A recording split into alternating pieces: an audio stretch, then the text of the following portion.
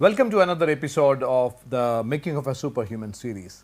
As you know, in this series, I've been introducing phenomenal personalities, especially in the field of human transformation, life, health, wellness, connected, fields, who have committed their life, who have committed towards making significant positive transformations in other people's lives.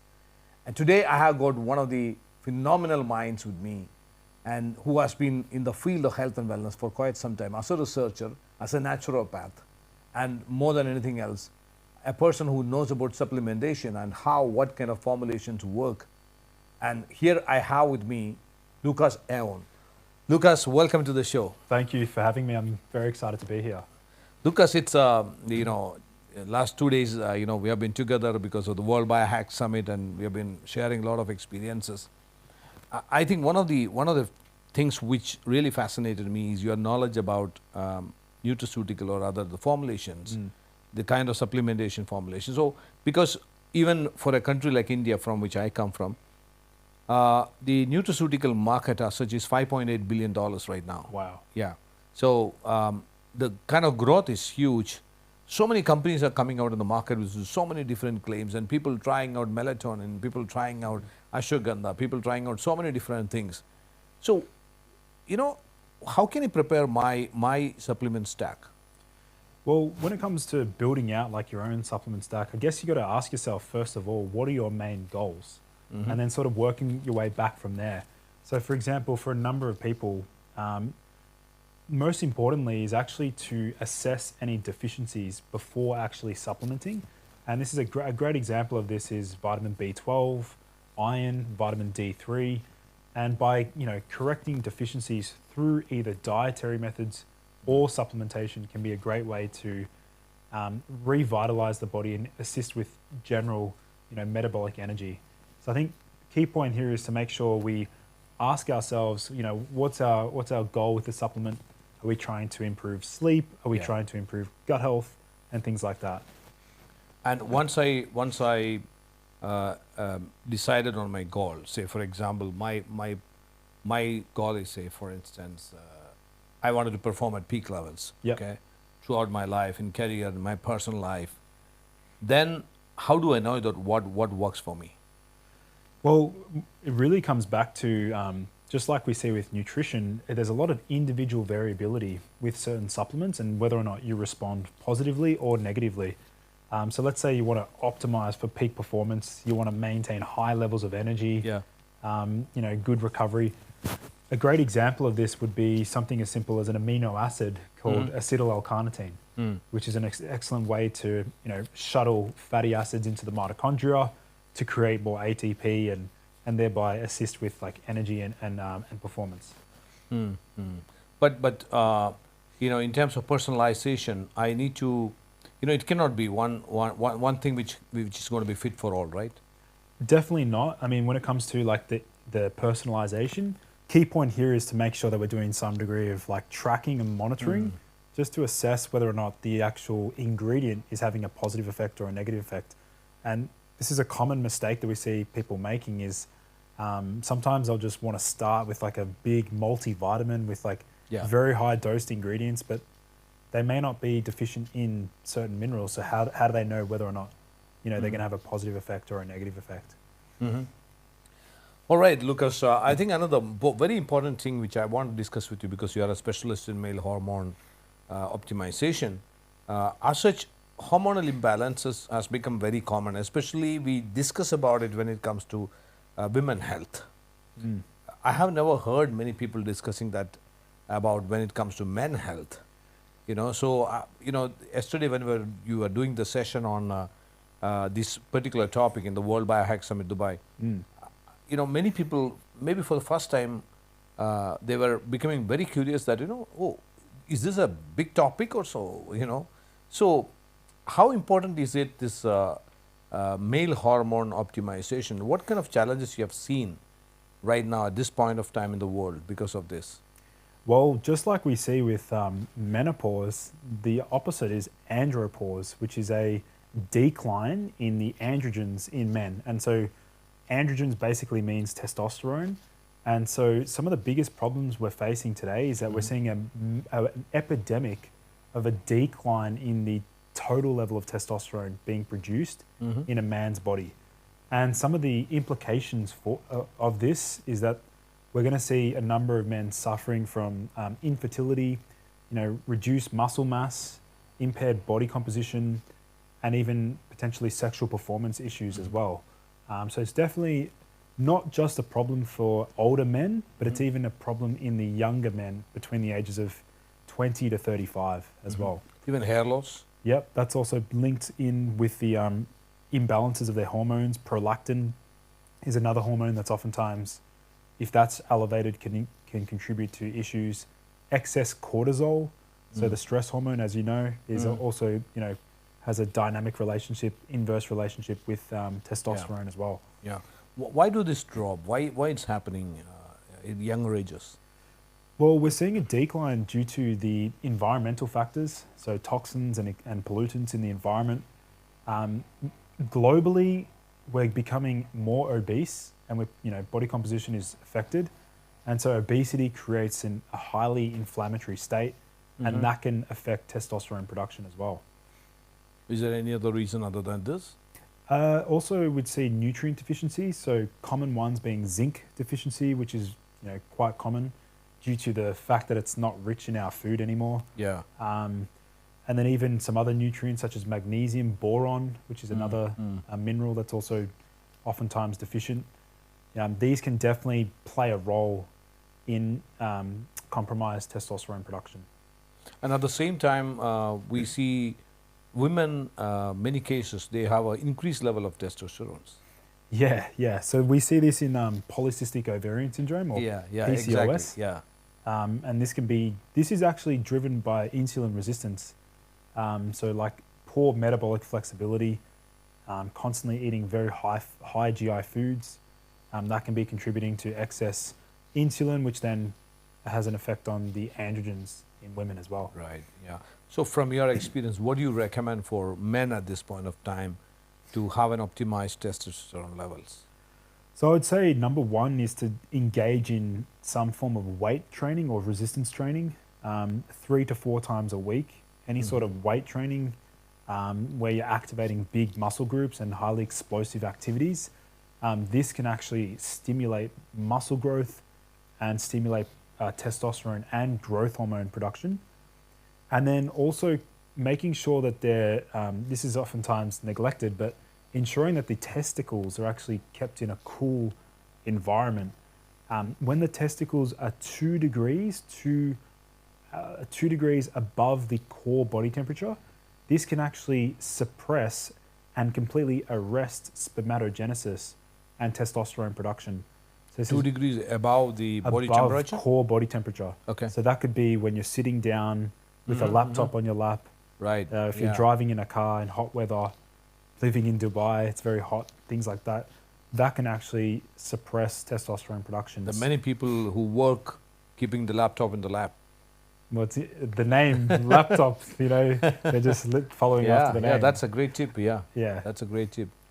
So I'd say that's really important as well. From the food side, what do you think is? Well, nutrition, a big one here. I mean, I managed to get my testosterone all the way up to almost 1,000 nanograms per deciliter naturally. And I tested out different foods and different diets. And what I found to be working best for that was actually surprisingly a pretty balanced diet. It wasn't very high in carbohydrates, high in fats. It wasn't super high in protein. It was actually just a very balanced diet incorporating healthy fats. Okay. Olive oil, Omega-3, yeah. omega-3s, ghee, butter, coconut oil, macadamia oil. These were and then eggs and avocados, things like that. They're like the main fat sources. And then from the carbohydrates, well, actually, I was consuming quite a lot of fruit. Okay. So lots of berries, raspberries, blackberries, blueberries. And then from the protein aspect, I was actually consuming quite a lot of organ meats. And this is these are superfoods because they're very rich in these bioavailable nutrients. Yeah. All right. So I think these are very important steps. So now another area on which I think you have really worked is the nootropics.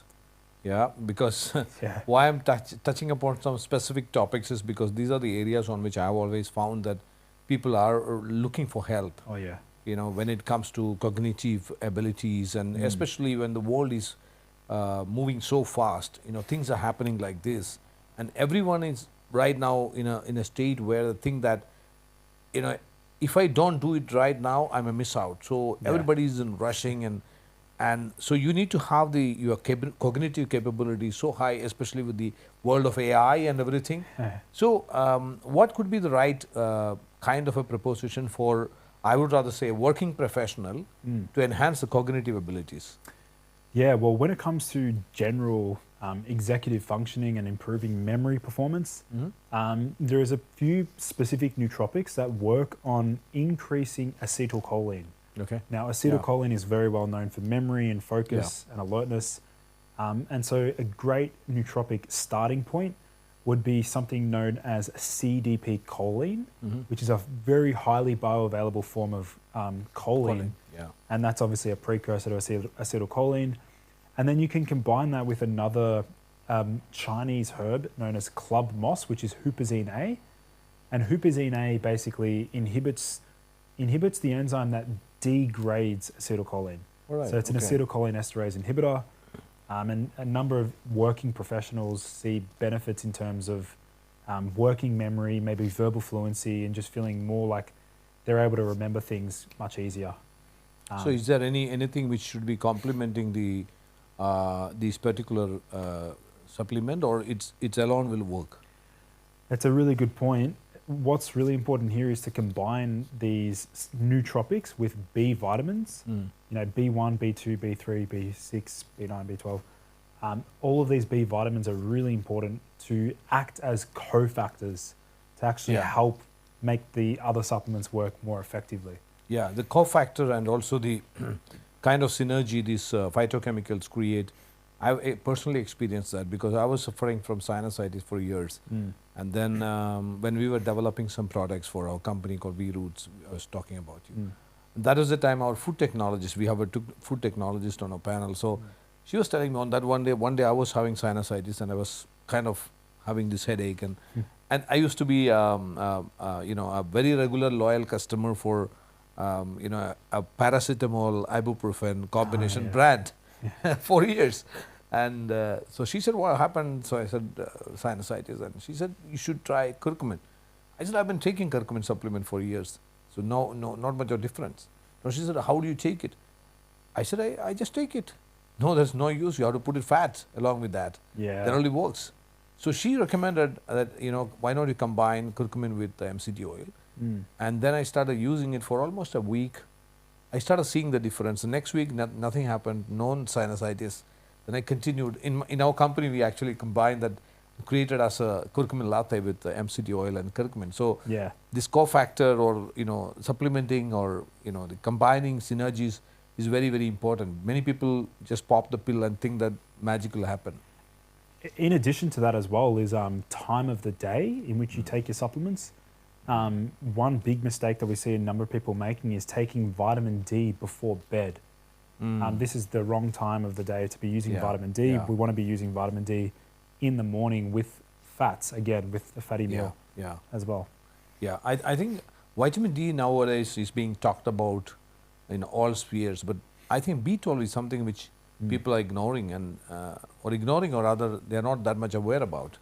Well, vitamin B12 is an interesting one because as we age, our stomach acid production declines and we need ample amounts of stomach acid for vitamin B12 absorption. And so B12 deficiency can present as fatigue, tingling, numbness, nervous system issues, and even personally, I take a vitamin B12 supplement probably about 6 months of the year. So like I'll do 2 months on. Continuously? 2 months? Sort of do 2 months on, then 1 month off, 2 months on, 1 month off. Sort of take breaks here and there.